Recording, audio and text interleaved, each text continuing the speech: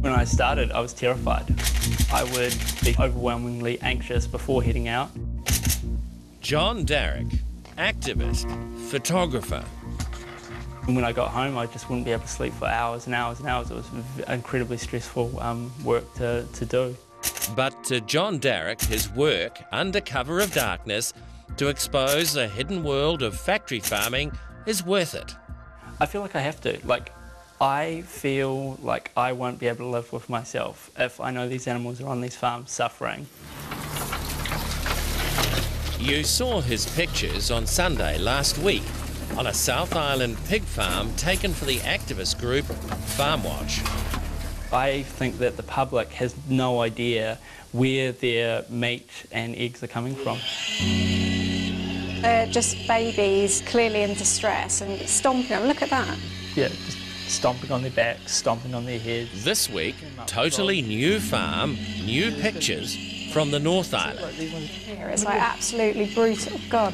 Pictures provided to the animal rights campaigners SAFE. I don't think anyone could look at this and not be shocked. And for the first time, it's a hidden camera left on a farm for several weeks. So they just picked this farm totally at random. As they herd piglets towards a truck, farm workers are unaware that a hidden camera is watching them from the rafters. In panic, the piglets become jammed on the ramp. The front ones can't move, trapping the others behind. And the workers here are just trying to get the piglets onto the truck as quickly as possible. And the workers are then punching them. Then a glimpse of one piglet trapped and injured under the others. It's lying on the ground after the rest got into the truck. It's lying there breathing, so it isn't actually dead, but it's almost dead, and it's just lying there breathing. And a worker just comes over, picks it up by its legs, and just walks off out of frame with it. In other loadings, pigs were kicked, even hurled into the truck. They're not allowed to treat animals like that. I think that the culture on these farms is that these animals are just objects, that this is a job they do, that they want to get through it as quickly as possible. John Darrick's concern for animal rights has taken him into nearly 100 farms. I've been going on to factory farms, investigating them, taking photos for about 7 years now. Though the visits are done in secret, he makes no secret of his campaign. In 2010, I was part of an investigation into pig farming, which found horrific conditions that pigs were being kept in right across the Waikato.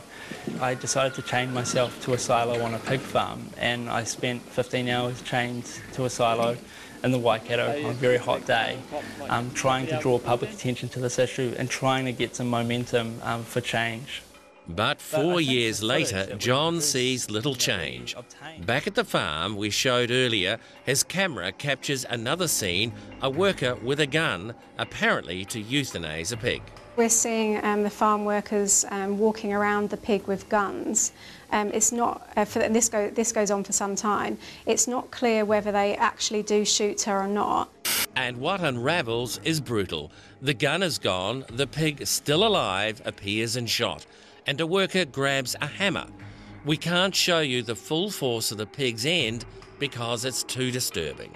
There's a pig lying on the ground, and he starts hitting it with an object, bludgeoning it in the head with a hammer.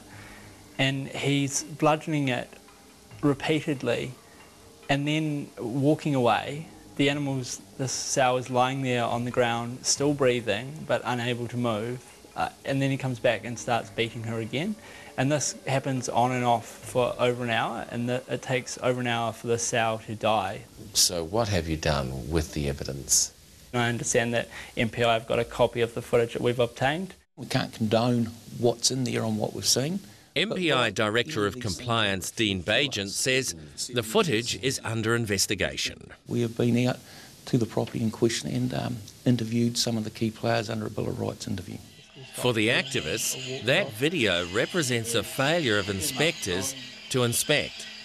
It was pretty shocking what they managed to get, and if that's what's happening on some random farm, what's going on all the others? But I don't believe it's a systemic as what is being portrayed by SAFE. But with only 11 inspectors for over 100 million animals, how will MPI really know what's going on? The reality is, yeah, we don't have a proactive regime where we can go on and inspect every farm, but we do have this layered approach where there are critical checks and balances. Now, while it may not be satisfactory and we do end up with some outcomes like we saw the other day, I guess at the end of the day, we just have to be, accepting of our level of investment in it to get a compliance rate which we're currently satisfied with. SAFE say they and Farmwatch are doing their job for you. What would you say to that?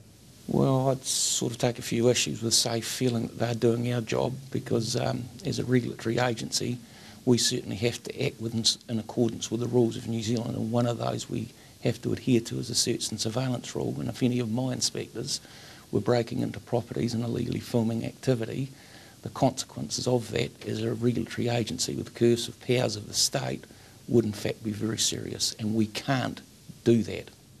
While MPI can't, Farmwatch believes they can enter without breaking the law.